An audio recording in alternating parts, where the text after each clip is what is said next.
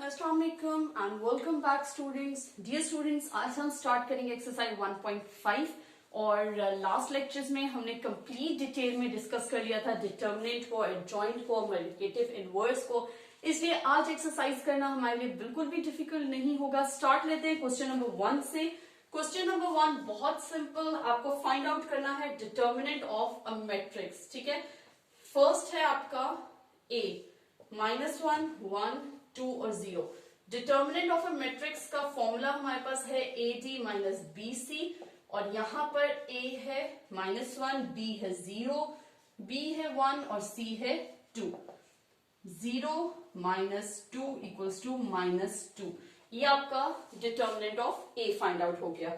इसी तरह से इसका पार्ट सेकेंड पार्ट है B इक्वल्स टू 1 3 2 -2।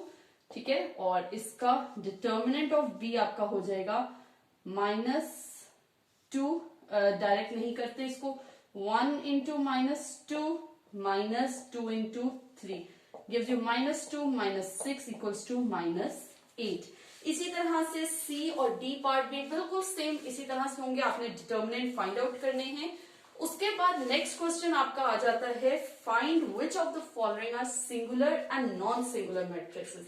अगर मैं आपको इन्हीं दो मैट्रिसेस का पूछूं तो आपको पता होना चाहिए कि ये सिंगुलर है कि नॉन सिंगुलर है।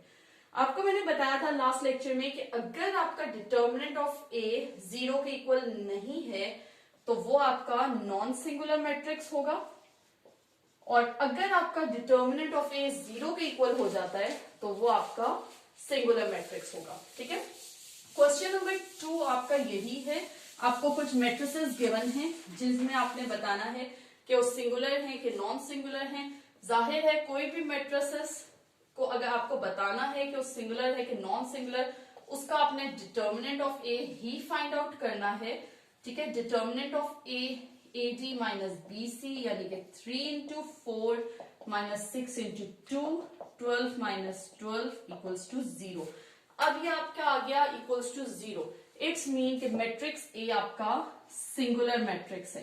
ठीक है, और एक चीज और जो हमने डिस्कस की थी लास्ट लेक्चर्स में, अगर किसी ने स्किप कर दिए तो काइंडली डिस्क्रिप्शन से लिंक लेकर उन्हें रिव्यू कर ले, क्योंकि एग्जांपल्स और एक्सप्लेनेशन देने का मकसद एक्सरसाइज से पहले यही होता है कि आपको एक्सरसाइज में कोई डिफिकल्टी ना हो। ठीक है, अब आपके पास बी मैट्रिक्स है 4 1 3 और 2। ठीक है, इसका भी आप ले लें, डिटर्मिनेंट ऑफ बी ले लें।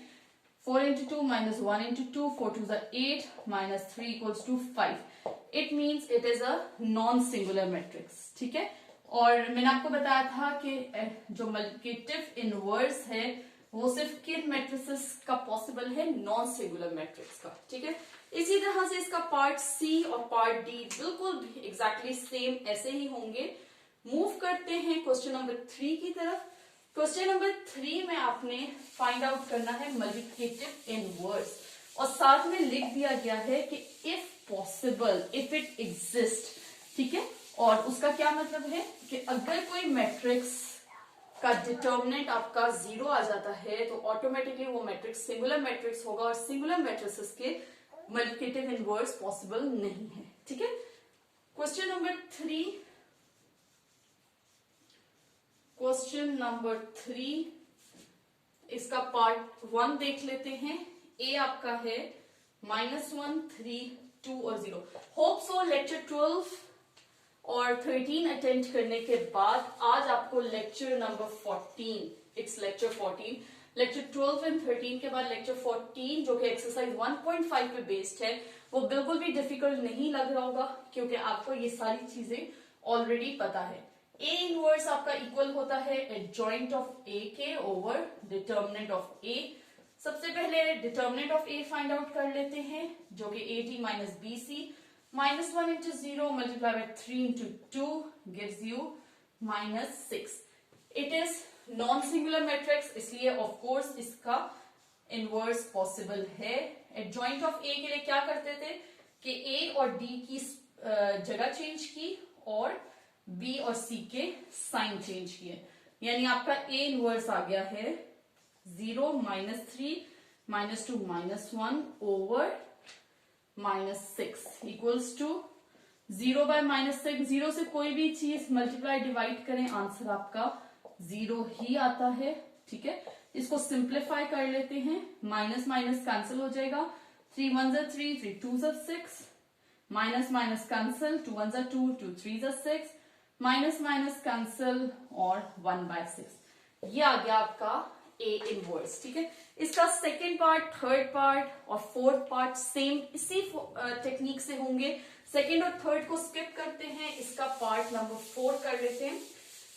डियर स्टूडेंट्स, जो पार्ट्स में स्किप करती हूँ वो बहुत ज्यादा इजी होते हैं और सेम इसी मेथड से हो रहे होते हैं। अगर स्टिल आपको उनमें से किसी भी पार्ट में कोई डिफिकल्टी हो तो आप उसके लिए मुझे कमेंट कर सकते हैं और हम नेक्स्ट लेक्चर्स में, रिव्यूइंग लेक्चर्स में उन पार्ट्स को डिस्कस कर सकते हैं। ओके, अब डी इनवर्स फाइंड आउट करने के लिए again adjoint of D over determinant of D. ठीक है, determinant of D find out कर लेते हैं, A D minus B C, 1 by 2 into 2 minus 3 by 4 into 1 gives you 1 minus 3 by 4।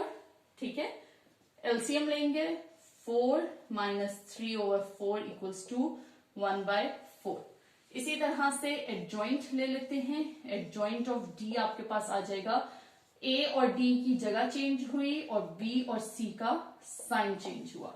ठीक है, यानी कि एडजॉइंट आपके पास आ गया 2 minus 3 by 4 minus 1 by 2 और डिटर्मिनेंट था 1 by 4।